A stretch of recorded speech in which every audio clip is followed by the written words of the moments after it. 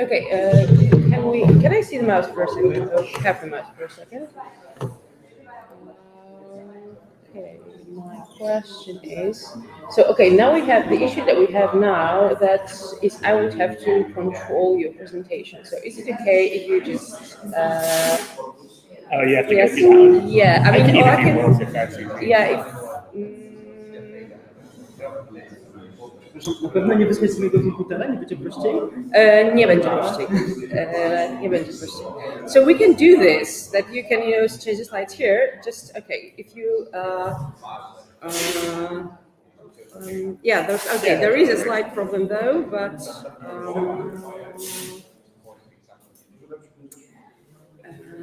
okay. I will be able to... For all those who pay Wi-Fi, there is a password there.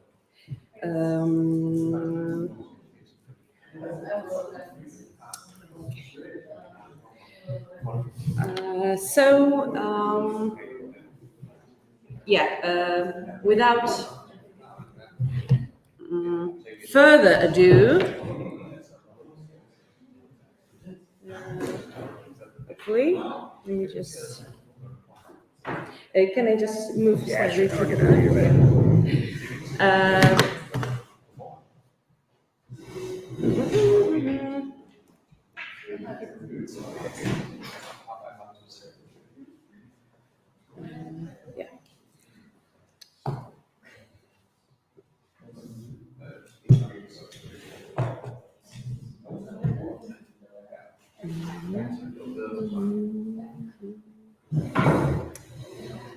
So hello everyone in the room, and hello everyone joining us online today. Welcome to the second Religion and the Mind conference. I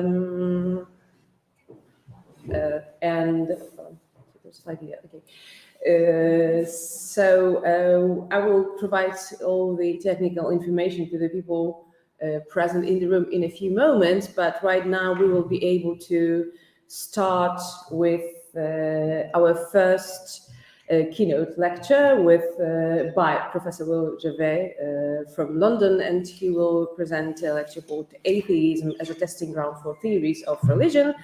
So Dr. Gervais is a global leader in the scientific study of atheism and a senior lecturer of psychology at the Center for Culture and Evolution at Brunel University, London. His research is focused on the psychology of atheism for over a decade and has appeared in such journals as Science, Nature, Human Behavior, Psychological Science, Cognition, the Journal of Personality and Social Psychology, the Journal of Experimental Psychology. He received the Margaret Gorman Early Career Award from Division 36 of the American Psychological Association for innovative research in psychology of religion with broader implications for scholarship. More recently, in 2019, he received the Sage Young Scholar Award from the Foundation of Personality and Social Psychology, the top international prize for early career achievements in social and personality psychology. Please welcome Will Gervais, and I'm giving the floor to him.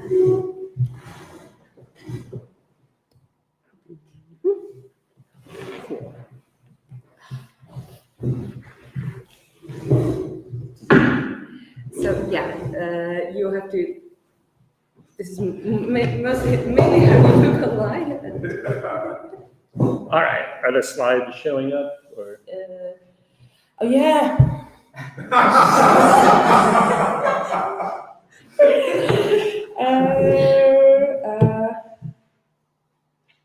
This is all my fault, by the way, people on that. Well, I once managed to give a whole presentation in a situation like this, where my slides were only visible to the people in the room. I only realized at the end, so you're doing well. I can act out this to my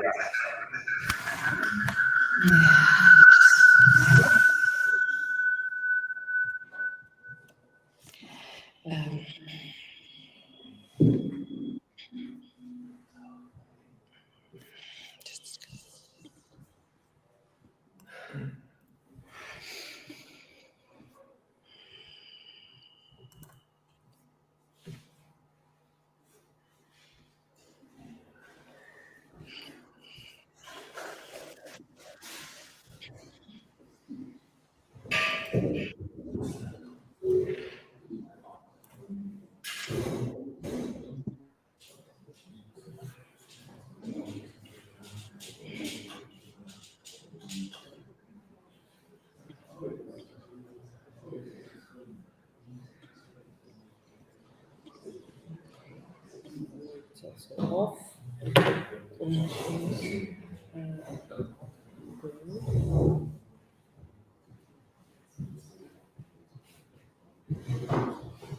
Musimy się pospytać przez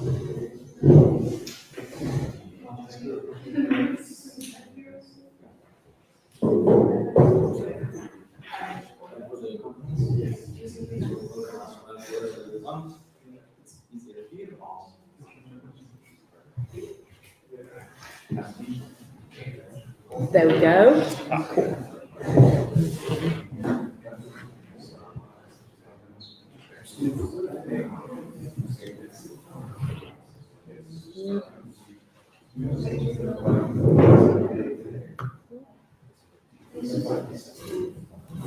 And then I should go back down to kill the feedback. I think it's No, just no, audio. no. Actually, the feedback was on my computer, so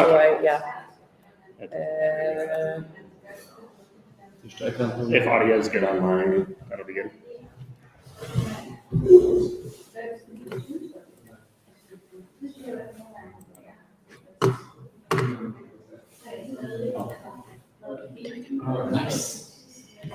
All right. Sorry for that. I didn't follow instructions on getting my slides in advance. Anyway, cool. Everything shut up? Yeah, so really excited to join you all. This looks like a fantastic conference. And yeah, so let's talk about religion in the mind, and we'll kick it off by talking about atheism. Why not? So I like to start out these talks with an observation, which is that people are weird. We're a very strange species. Most organisms out there don't do stuff like this. And of all of our peculiarities, I think one of the more interesting is religion. So we have this propensity to kind of come together in large groups to worship unseen agents. And people are also willing to engage in various costly and painful rituals to prove their faith. And again, this is something you don't see a lot of other animals doing. And so this raises a lot of interesting cultural and evolutionary questions about why is it that, like, how did we evolve to be a religious species? So Dennett, in Breaking the Spell, kind of called for an effort to seriously study religion from a scientific lens, specifically an evolutionary lens, saying it's high time that we subject religion as a global phenomenon to the most intensive multidisciplinary research we can muster. Why? Because religion is too important for us to remain ignorant about. But it turns out religion is not for everyone. So in large parts of the world, we're seeing religion fade away, at least in clusters, and more people are becoming atheists. So when I read, especially, circa 10 or so years ago, a lot of the theory on, kind of building on what Dennett was saying, we need this interdisciplinary effort to tackle religion, and we did that. But we had a lot of theories that were basically trying to explain why everyone's religious, which is not true. So our theories ended up kind of skewed as a result. So if you develop a theory of religion and it doesn't explain atheism, you kind of got to go back to the drawing board and work on that theory of religion. So yeah, if you look at the literature over the last 15, 20 years or so, and thinking of these two puzzles of why is it that we're a religious species and also why so many people within our religious species aren't religious, I think a lot more theoretical and methodological attention got paid to the former question of why is it that most people are religious. So I want to push back on that and first talk a bit about psychology, religion, theories as they develop, then chat about how atheism can kind of throw a monkey wrench in a lot of those theories, and then kind of revisit things at the end. So psychic religion, you can trace back to at least William James more than 100 years ago, but we've seen kind of a resurgence over the last little while, as summarized in books like these, talking about how is it that we became religious. And if you were to distill kind of a common theme from a lot of this scholarship, it's the idea that religion comes naturally, perhaps as a cognitive byproduct, and all else equal in most kind of typical cultures, people are going to believe in some sort of a god.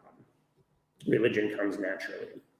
So again, if we're looking at kind of the puzzles of faith and the puzzle of atheism, we're paying a lot of attention to why most people are religious.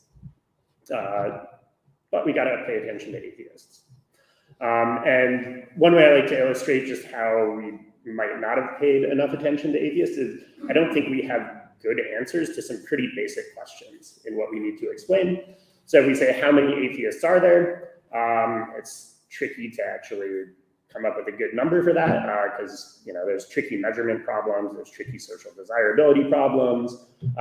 You can't just pull up a census from every country in the world and see who believes in a god. Even large-scale polling firms, Pew, Gallup, people like that, they'll distribute surveys pretty broadly and have great sampling, but they tend not to ask the questions that I personally would like them to ask. How rude of them not to consult me. And so, yeah, it's tough. You don't have good apples to apples comparisons across a lot of countries. About 15 years ago, I guess, Phil Zuckerman tried to come up with an estimate and came up with like a 500 to 700 million estimate for atheists. But he notably didn't include like China in that sample, where it's kind of top-down government-imposed atheism. So he was trying to estimate kind of organically developing atheism.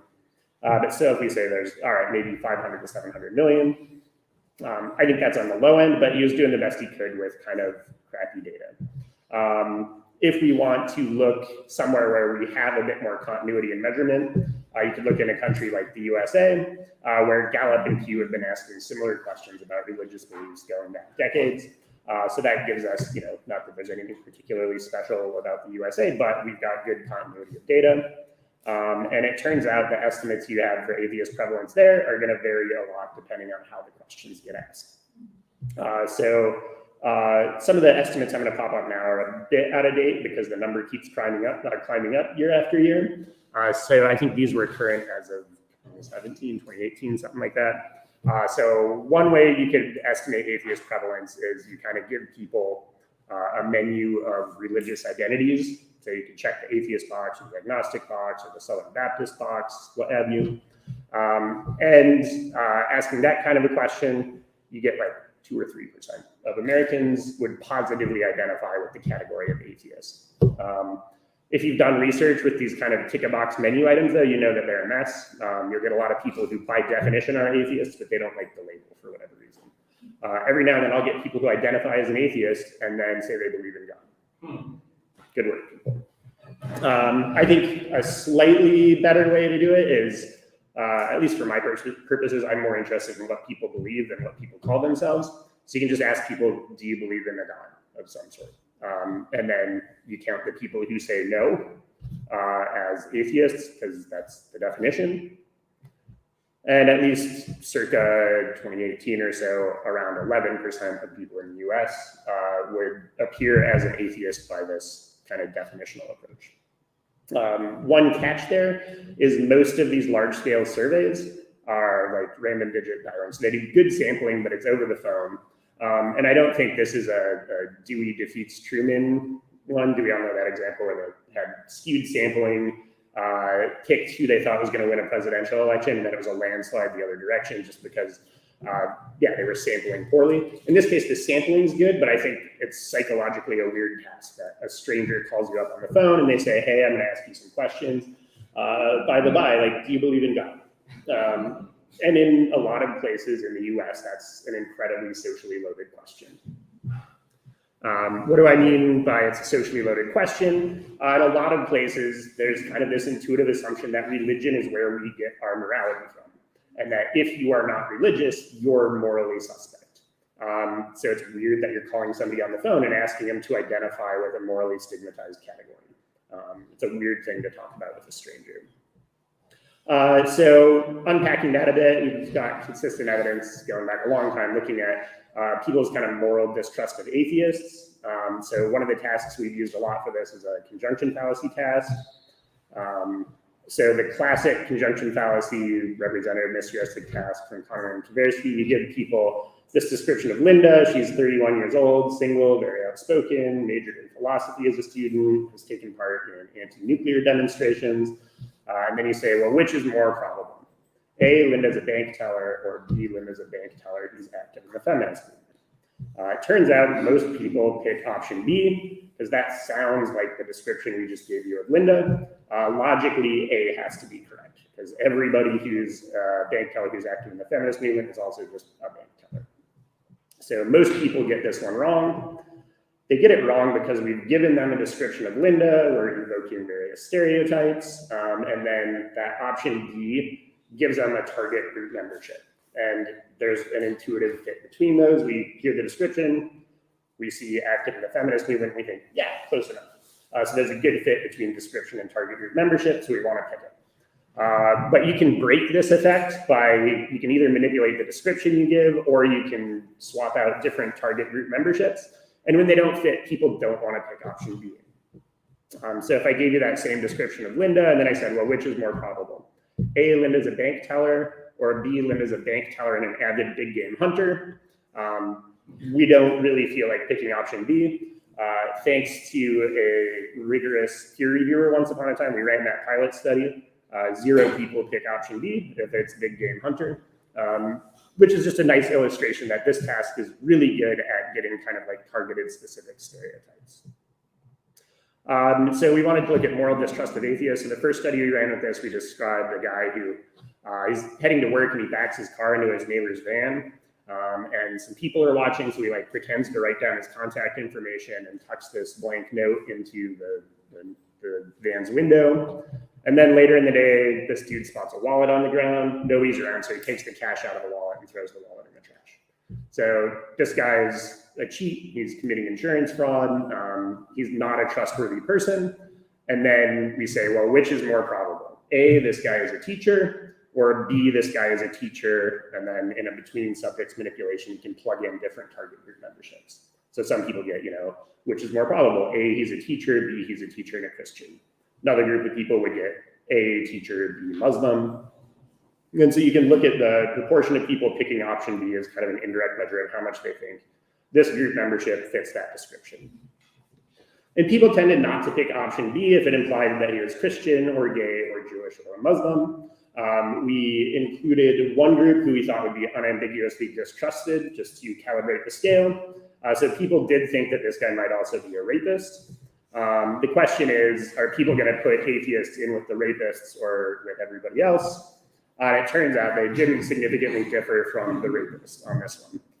Admittedly, it's a weird task, so some of the coverage questions we got are like, oh, are you saying people distrust atheists to the same extent they distrust rapists?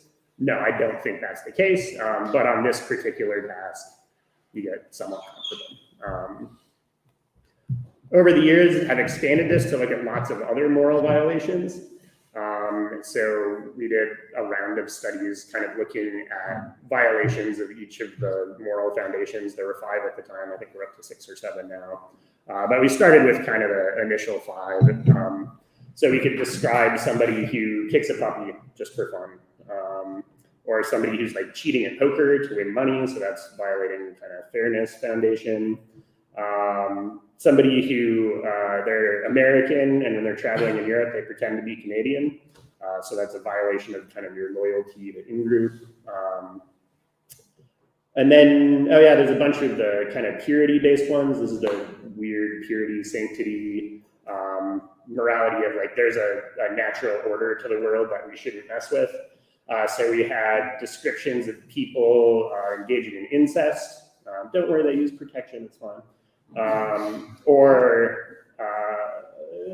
That one is, again, taken from the Moral Foundations work. We described somebody who's like a tech in a medical school pathology lab, and they work with cadavers. And at the end of a shift one day, like they're done with this cadaver and it's going to be cremated the next day, and they think that's a waste of perfectly good meat. So they chop a little meat off, go home, and eat it. Or the chicken example is a description of a guy who's on the way home from work, needs to get something for dinner, so he picks up a chicken from the butcher, gets home, has sex with the chicken carcass, totally sterilizes it, cooks it, and eats it alongside a nice glass of Chardonnay. And then basically we say, well, which is more probable across a bunch of these moral violations? A, this person's a teacher or doctor or what have you, or B, they're a teacher who belongs to various groups. And so this is collapsing across a bunch of different moral violations and a bunch of different contrast groups. And overall, people don't think that folks engaged in moral violations are Asian, Black, Buddhist, Christian, gay, Hindu, Hispanic, Jewish, Muslim, Native American, or white. But they tend to pick option B when it says that they might be an atheist. It didn't seem to matter a lot across the moral foundations. Just as soon as we describe somebody doing something kind of icky, they assume it might be an atheist. You might be wondering who are the participants on this one. So most of those, the first couple ones were in Canada. All the rest were MTurk workers from the US. So yeah, it's the US, which is a strange, highly religious country. But MTurk workers skew kind of on the secular end of things by US standards. So we thought, all right, let's expand this and look internationally. And also let's ramp up the moral violation a bit. People didn't like the puppy kicking one, but a lot of the rest of them, people thought like, I don't like this, I wouldn't do it, but it's, yeah. So this one, we said, all right, there's this guy, when he was young, he started to hurt animals. He pulled the wings off flies, he tortured cats. As a grown-up, he kind of grew out of this phase and started hurting people instead.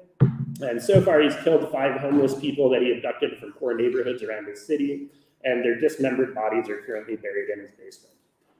So we describe this creepy serial killer type, and then we say, well, which is more probable? A, this man is a teacher. B, this man is a teacher who, between subjects, either is religious or is an atheist.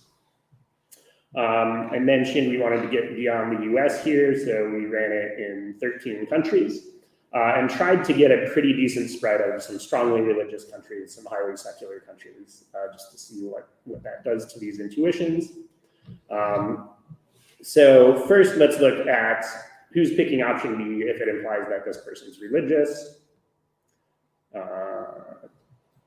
There we go. So overall, you get some wiggle from country to country, but people tend not to pick option B if it implies that the serial killer is religious. In contrast, people like picking option B if it implies that the serial killer is an atheist. So people are kind of naturally inferring atheism from really bad moral behavior.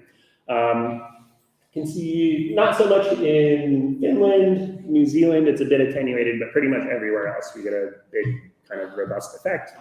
And we could also model to see, once we account for country level differences, we can look at individual differences in religiosity within countries. So we kind of had people rate their belief in God from 0 to 100. And again, nobody's picking option B for the religious target. But across the whole spectrum of belief, people are picking option B for the atheist target. So you can model all the country by individual interactions. And it seems to suggest that even atheist participants in fairly secular countries are still assuming that the serial killer is an atheist. So that's showing that people have an intuition running from immoral behavior to atheism. We also have some work seeing if you can flip that and say, all right, if we just describe atheists, are people going to fill in the blanks with immorality? That one was a different task that I did with some colleagues back when I was at the University of Kentucky. This one's called the reverse correlations task, where you take this kind of merged face that's generic and bland, and you can create a lot of new stimuli faces from it by just adding random visual noise. You get a couple hundred faces like that, weird degraded images, and then you give people a task where you show them 2, And then you can ask them to pick which one looks more like some reference category. So here we'd say, well, here's two faces. Which one looks like it doesn't believe in God? Then they make their choice. Then you put two more faces up. And you do that task over and over and over. So we did this 400 trials per participant times almost 400 participants. And what you can do is take all of the faces that they chose and merge them together to get kind of an aggregate mental image of what people think an atheist looks like. So we did a round of this where we told them to pick the one that doesn't believe in God. We did a round where we asked them to pick the one that does believe in God, so we can get kind of this aggregate atheist face and an aggregate believer face. See if you can guess which is which. So she is our believer face and looks distinctly feminine. This creepy dude is our atheist face. I don't think I have images in the slides. You can also split it by whether the participants are believers or atheists. So it turns out that the believer face is like this, but exaggerated. Even more feminine, even prettier, even whiter, looks even more friendly. And this guy gets a bit creepier, but doesn't change a whole lot. For the atheist participants, she's still a nice looking woman. He's not as creepy. Like, if the closest comparable I have for that face is like Timothy McVeigh type. Like, yeah, he looks a bit rugged. He looks like he could still be violent. He doesn't have the weird like face melt thing going on. Like, he's got a more distinctive face, but it's not like it flips and the atheists create a positive looking face. What we can do then is you get a second group of participants and you just show them these aggregate faces and have them do some ratings of those faces. And we don't tell them how we made these faces. We just said, like, here's a couple of weird pictures. Tell us what you think about them. I think it's kind of cool that if we ask them which one's more religious, the second group of participants said, yeah, she's more religious. They don't know that that's how we made the face. So it's always good if you can kind of get out what you put into it. But what I think is most interesting is like the trustworthy and moral ratings are even more pronounced than the religious ratings. So we ask these people, pick one that looks like it believes in God. These people pick which one looks like it doesn't believe in God. A new group of people takes that face and they do split it on religious belief, which is how it was made, but trust and morality is even more pronounced. I'll do one more illustration of kind of people's sneaky negative perceptions of atheists. So the Nobe effect is an experimental philosophy task where, yeah, it's a weird little vignette study. I like how it sticks the little skull face right on Josh Nobe's face. That's a good touch. So yeah, here's the basic vignette. So a CEO of a company is considering various policies. An advisor says, here's an idea for a new policy. It'll make us tons of money, but it will also harm the environment. The CEO says, I don't care one way or another about the environment. My job is to make money for our shareholders. They do the thing, it harms the environment. So did the CEO intentionally harm the environment? Show of hands. Who says intentionally harmed? Okay. The contrast condition in this one, it's exactly the same, but now the policy helps the environment. And the CEO still says, I do not care about the environment. I just want to make money. They do the thing, it helps the environment. So who wants to give the CEO credit for helping the environment? Yeah, so that's kind of the standard effect. People seem to have the intuition that a side effect that's negative is more intentional than a side effect that's positive. That's the basic take home. So here's kind of how the intuition runs. Harming the environment is bad. Bad consequences are more intentional. So we wanted to see if we could get an atheist Nobe effect, just to see if people at some gut level are viewing more atheists in the world as equivalent to like environmental harm in terms of people just having an intuition that this is bad and thus intentional. So gave a vignette where he said, all right, a journalist went to her editor and said, I've written a news story about religion. I'm sure that it will help us sell newspapers and make money, and I think it will also make some people believe that God doesn't exist, or in the other condition that God does exist. The editor answered, I don't care at all if people believe that God doesn't exist. I just want to make as much money as I can. Let's publish this news story. The newspaper, oops, wrong place for my quotation marks. Newspaper published the news story. After reading the news story, some people who didn't believe in God changed their mind and started to believe that God doesn't exist. Did the editor intend to make people believe that God doesn't exist? So news story either turns people into atheists or makes them into believers. We want to see which one they think is more intentional. So are they going to think that making atheists is more intentional than making theists, which kind of by indirect difference is just kind of a crude positive negative. Looked in predominantly secular countries, just trying to see if even in largely secular countries, are people going to have this intuition that more atheist is a bad thing? And also we're able to kind of split by participants' own religious beliefs. Really the strongest test is, are self-described atheists in secular countries still showing some sort of intuitive preference for religion? So is there a Nobe effect for atheism? So we can kind of do our stats and plot how intentional did they think it was for either creating atheists or creating believers. And ta-da, in every country except Vietnam, people thought it was a little bit more intentional if you publish a news story that turns people into atheists than if you publish a news story that turns people into believers. We also then checked, all right, does this interact with participants' own religious belief or not? And so here we can just show kind of the betas for that between condition difference, marginalized to only look at people who are saying I'm an atheist. And again, pretty much everywhere, and especially I think up top is the overall aggregate effect.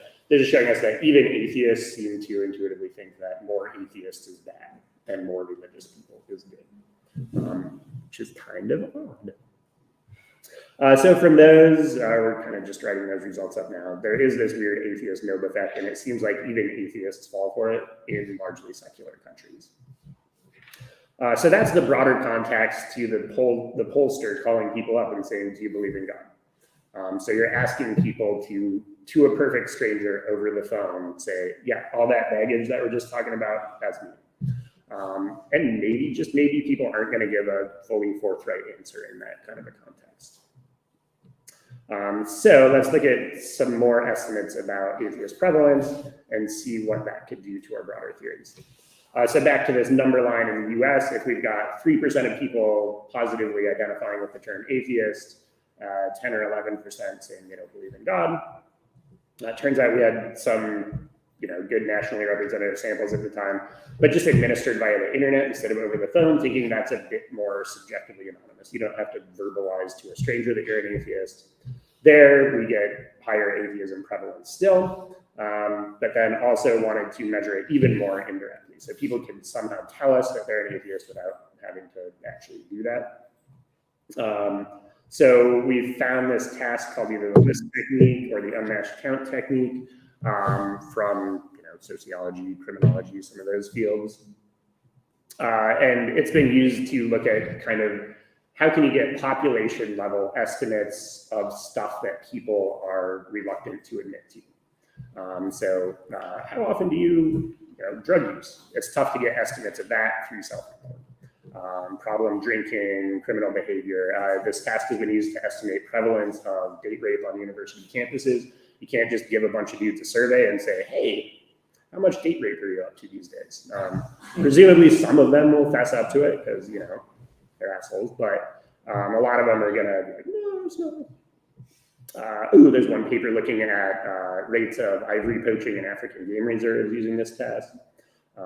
So basically how it works is you get a big group of people, split them into two conditions, and then you give them a count task where you say, I'm gonna give you some statements. Don't tell me which of these statements are true for you, just tell me how many of them are true for you. So here's your list of statements. I own a unicycle, my favorite color is red, I like hot dogs, I have pets, I brush my teeth daily. Everybody just gives you a number, 2, 3, 4, whatever. In our other experimental condition, they get the same list plus the item that we care about but think they're not going to admit to. So I own a unicycle, my favorite color is red, I like hot dogs, I have pets, I brush my teeth daily, I date rape people. Nobody has to fess up to this last item, but we can look at the average scores between the two and kind of infer that our prevalence estimate at the population level should come down to the difference in numbers given between those two groups. And nobody has to, again, out and out tell us that one. That's the idea behind it. So we ran my old student vaccine. We ran a couple of nationally representative samples in the US where we did basically this, tweaked the wording across it, but did that sort of a count cast. So here's one example where we did it with kind of 9 filler items. I'm a vegetarian, I own a dog, I work on a computer every day, I have a dishwasher, I can drive a motorcycle, I work from home more than once per week, pre-COVID. I jog at least 4 times per week to catch the liars, I enjoy modern art, and I've attended a professional soccer match.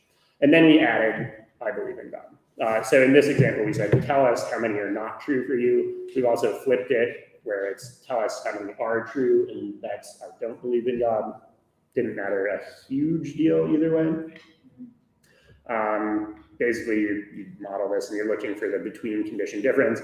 You can also look for demographic contrast by building in a bunch of interaction terms, which is kind of fun. But this is kind of what we're most interested in, is estimating atheist prevalence from the difference score. Did some Bayesian estimation on this, so you can get kind of a nice little posterior density of that parameter, which translates into just kind of how credible are different atheist prevalence estimates. These graphs, good guesses live at the top of the graph, bad guesses live at the bottom of the graph. So you get a nice little density like this, which is saying that our best guess was 25-26% of people in the US don't believe in God based on the weird unmatched count cast. But the fun thing of working with these is you can also say, all right, Gallup's estimate at the time was 11%. We can be 99% confident that it's higher than that because 99% of our posterior mass is above that point. You can also use heights on the curve to gauge like credibility of estimates. So we can say 25% is 20 times better as a guess than 11%. So that was our best guess from these. Full disclosure, when we ran these samples, we also threw in just kind of like a weird filler version of the task where instead of trying to estimate atheist prevalence, we gave people an impossible math problem. So it was like, I believe that 2 + 2 is, I think we said like 13 or something, like not even in the ballpark. This shouldn't have been testing math ability. And the estimate there was like 20 or 30% of people believe that 2 + 2 = 13, which, I mean, it's the US, so maybe, you never know. But yeah, it also kind of gave us some red flags about the task. What's cool is since then, we've done a bunch of kind of more, I mean, the studies themselves are incredibly boring and incremental, but for like 5 years, we've been just doing a lot of little tweaks to the task to see, can we get it so that we don't get those weird red flag results on impossible things? So like we've run one where we asked people, like, how many of you have been to the moon? So we've got that sitting at 0 now, which is nice. And then also the estimates tend to not be super precise, so we've found some ways to kind of tighten the distribution a bit. But yeah, so our indirect estimate now is looking quite a bit higher. What's funny, I don't think I have it in this one. Our paper came out in like 2018 and we said, all right, we're like 99% sure that the atheism estimate is higher than 11%. And then Gallup had another round of results that came out in like 2019 or 2020, and it crept from 11% to like 16, 17%, and our paper fits right between the two. Good fun.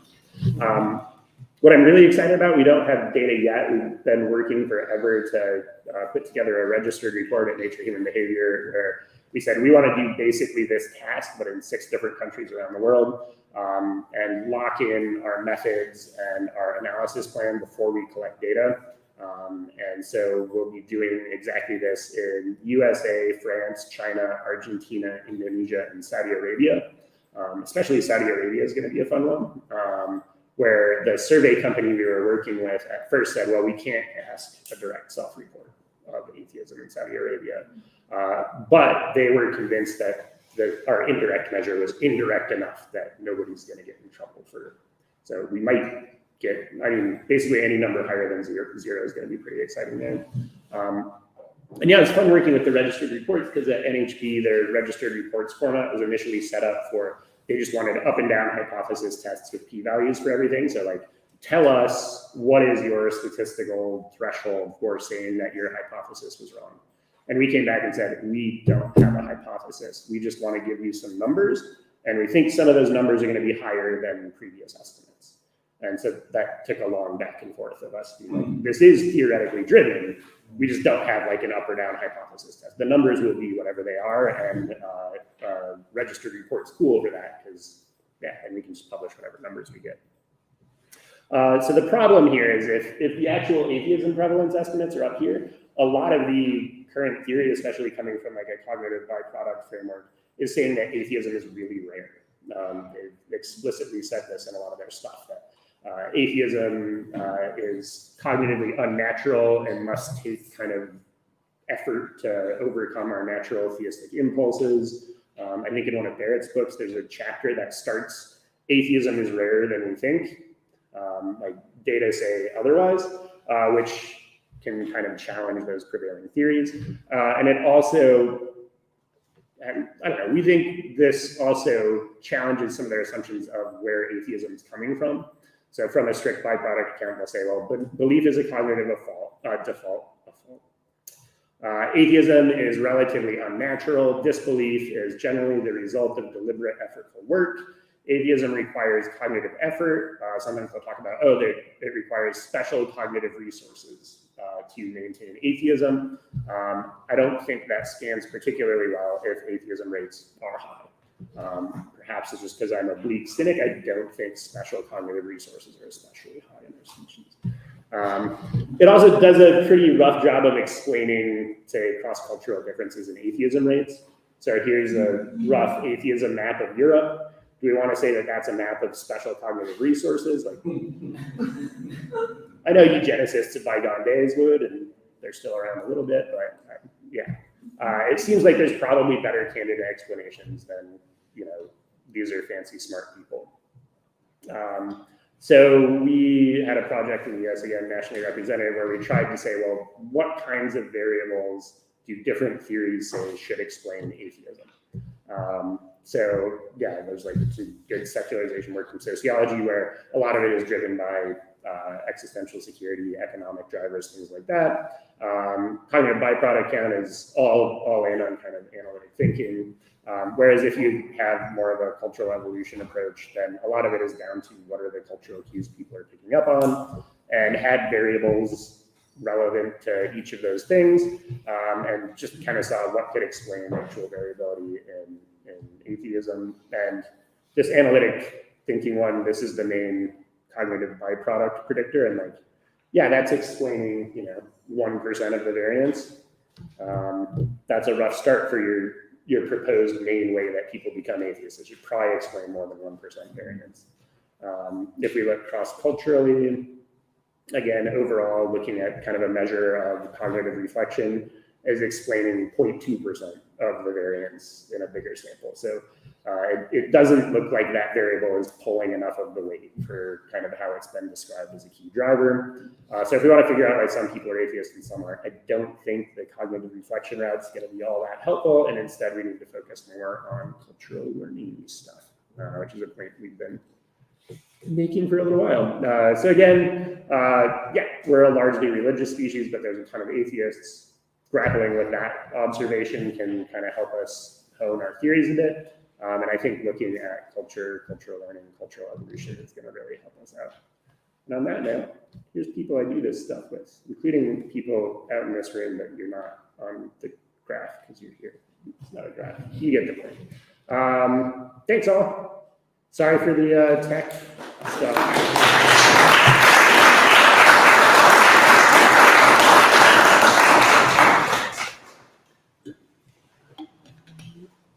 So,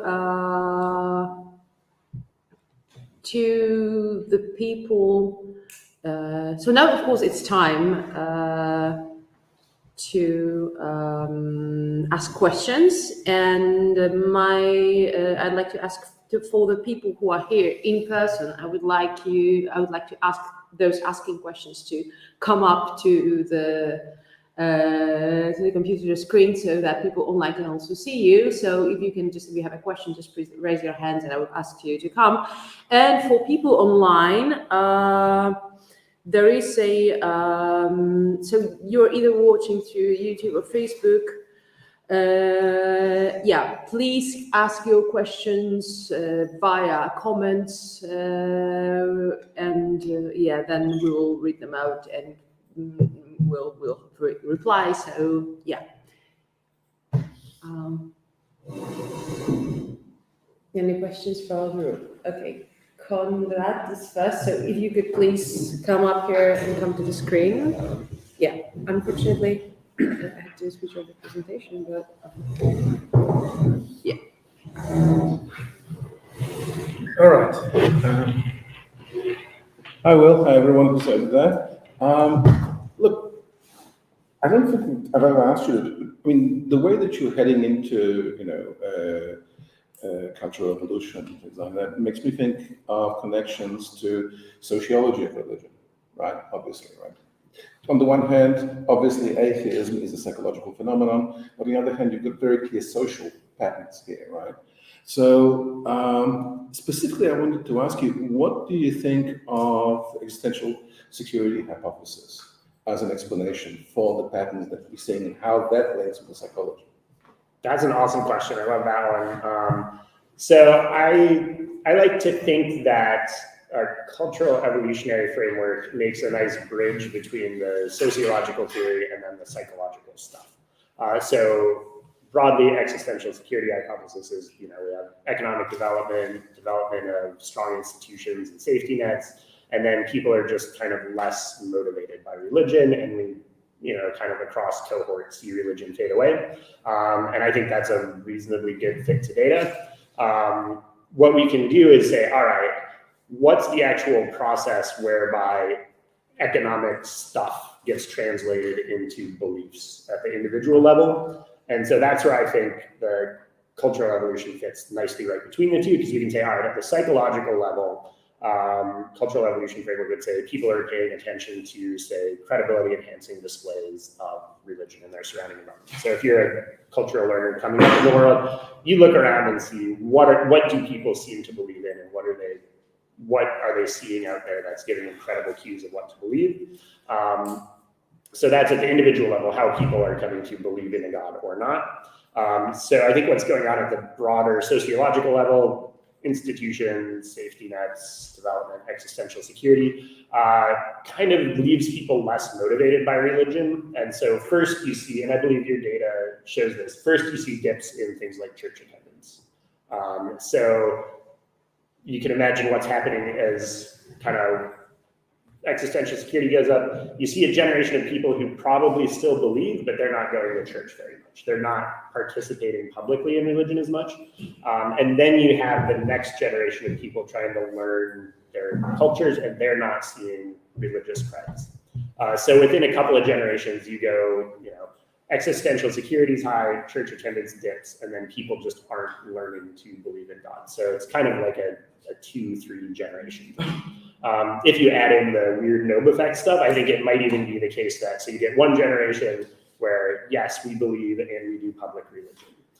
The next generation, as existential security goes up, they might privately believe, but you don't have as much public religiosity. Next generation comes up not really believing, but you might still have some cultural residue of, religion's been a big deal for a long time. It's probably helped build a lot of our cooperative institutions. So it's not like it's going to disappear overnight. So I think we have kind of some latent, we just feel like religion is still a good thing, even if it's not for us. So I think that's what's going on in the Nobe effect examples.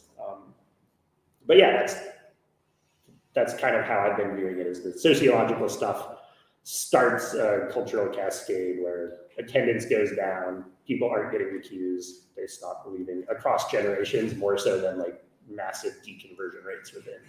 You might want to check for the religion of the parents to find out if that's the case. Oh, that would be fun. I have that in the Nobe data, actually. That would be a cool moderator. We had one potential moderator was like the self-report cred scale, and it didn't seem to do much. So even people who reported getting no religious creds are still showing this weird Nobe effect. But we didn't explicitly add, well, we might have stuff on whether parents were religious, because it could be they're not seeing creds, but they're still hearing stuff of like religion's good. I like it. So as you see, we have a question from the audience. Yeah, I don't know, Will, if you could just write it and read it out loud and then respond, it would be Sure. So, could there be an opposite Nobe effect when atheism is seen as positive in totalitarian countries where official propaganda is highly anti-religious? Or do you think that examples like China show that unconsciously humans are always pro-religion? Yeah, this would be really interesting to look in depth in more places where there is kind of explicit top-down propaganda and just other institutional pressure favoring atheism. We have China in one of our data sets. And I think the Nobe effect was a little smaller, but it's weird that it's still showing up in places where the government line is not at all pro-religion. I think part of it too could just be broader like cultural and media exposure. I mean, China obviously has pretty tight controls on what people are seeing. But a lot of places, there's still just, religion gets a bit of a warm, fuzzy treatment in general. And so people might be picking up on that. What's interesting on the Nobe effect, one thing we've grappled with is it's a weird task. I don't think it's nearly as direct as like, oh, if you get a Nobe effect, that just means people intuitively think this thing is bad, because it's a weird contrived vignette study. We're asking people to jump through a bunch of mental hoops. But some people have said, well, maybe it's not that they think atheism is bad, but it's that they're trying to imagine what this news story is. And so they're imagining that this news story that's going to like shatter people's faith must be a worse event than one that's going to make people religious. So like one person was saying, you know, I bet you, especially depending on where you're asking this question, don't quite follow their logic. They're saying, I bet they're picturing something bad, like, you know, a priest sex abuse scandal. And I'm like, okay, like I could see maybe that would be a story that would drive people to atheism, but why would people leave that news story with the intuition that religion's the good guy here? But yeah, it could totally be that people are, it's something about the weirdness of that task and what they're imagining in the news story that's driving it. I don't have a good answer there, but if you have any thoughts on, I don't know, or restore my faith in the Nobe effect as measuring what I'm claiming it's measuring, because I don't have a lot. Yeah, could you please? Yeah, come on.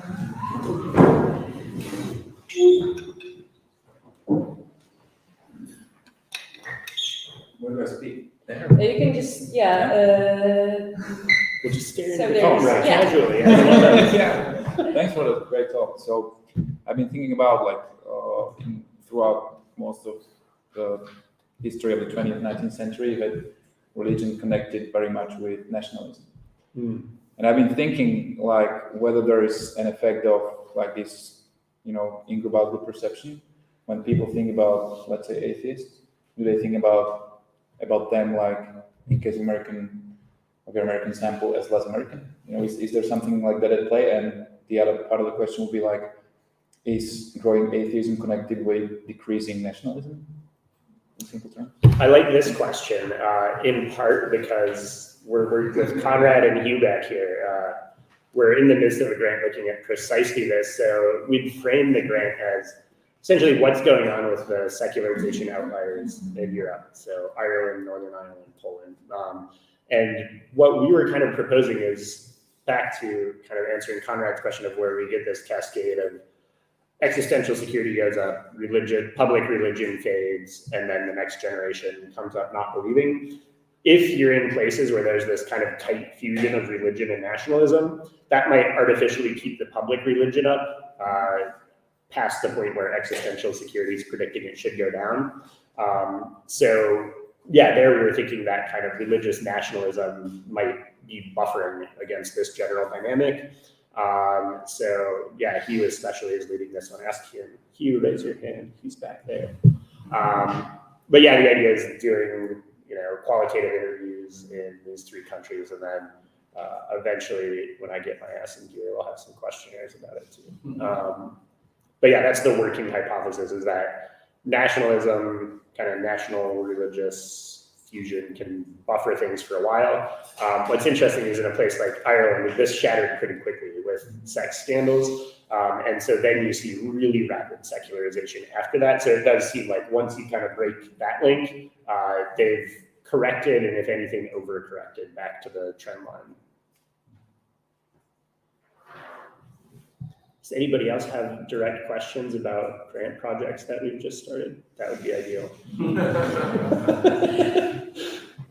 You can just simply tell us about them if there are specific questions. We have time. I have a general question about the talk. Sure.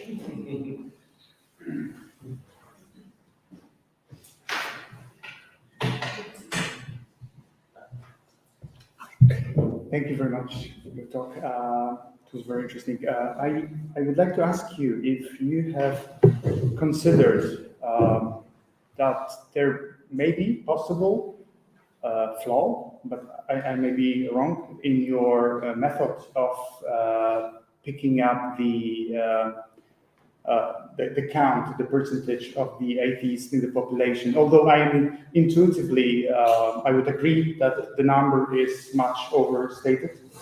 But if you specifically just stick to this, do you believe in God question, put in a certain kind of smart tests to catch this population, do you consider that you could be also catching, for example, Buddhists who would consider probably themselves religious, but maybe wouldn't answer yes to this kind of question? Yeah, absolutely. So I do think that task is a bit of a mess. Like, I'm kind of with you where intuitively it feels like it works, but I've also always felt like there's no way it's that good at picking up on this stuff. And even just on the analytic side, when you crunch the numbers and do all your modeling, it gives you a messy, imprecise estimate where it's like, okay, our best guess is 26% on the US data, but our like 90% credible interval is like, but it's from 15 to 55%, which is not a particularly useful guess. Like, I could have done that without data. But then there's also the issue of, since we're asking a real specific question about, do you believe in God? It's going to be a mess for people who are, say, Buddhist, or just people who are outside of kind of a Judeo-Christian or atheism of Judeo-Christian persuasion. Yeah, we're not going to be able to capture them especially well. That'll be, I think, especially messy as we scale that up and try to send it to different countries, where we don't just have translation issues, but also just more fundamental, what does this question mean to people issues. Even if we get the wording right, that's no guarantee that they're interpreting it in a way that fits the story we want to tell with the data. It'll be a challenge.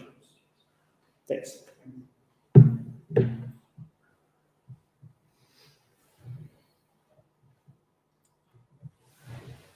Come on down, Ben. Yeah, okay, please.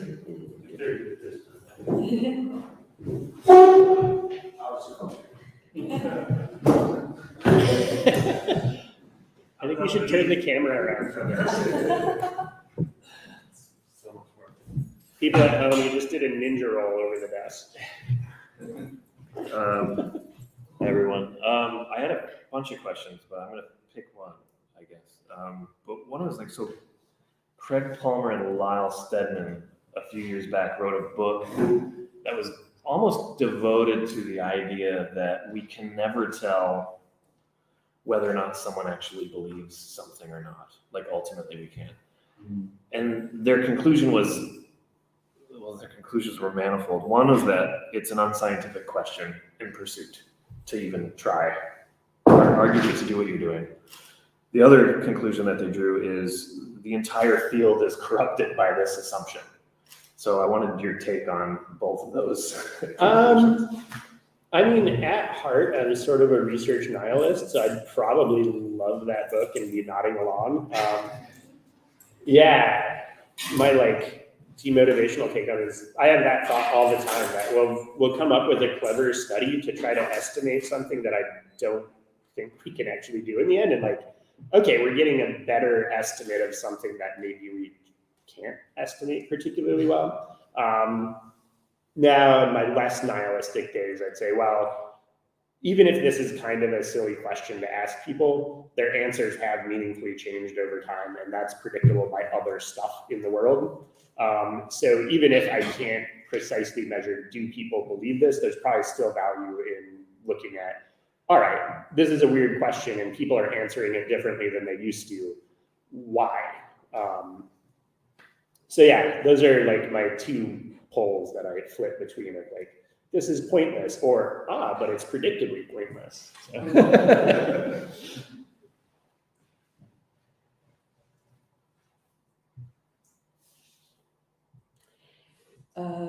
Okay, since I see there seems to be a pause in questions both online and in the room, if there's anything more you'd like to tell us about your, your grants and your research projects, there's still time. If you want to answer the unasked questions, then.